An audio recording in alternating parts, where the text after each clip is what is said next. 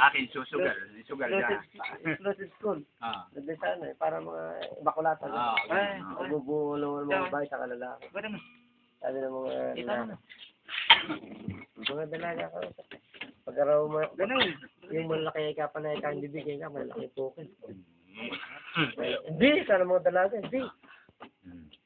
Kuya. Eh, kabastasan yun eh, kasi nasa exclusive school eh. Eh, dumadaan yung madre. Buti pa, tanong natin kay Sis kung totoo. Yan, madre, sigurado makakapagpatunay yan. Tinawag mo. Sis, sister. Totoo ba ikaw pagka ikaw malaki, bibigay ka malaki po ka. Sumagot daw ang sister. Depend upon your mouth. Ikaw. Nakataikot-tikot sila. Hindi kong bibigyan. Malaki po ka naman. Malaki po ka.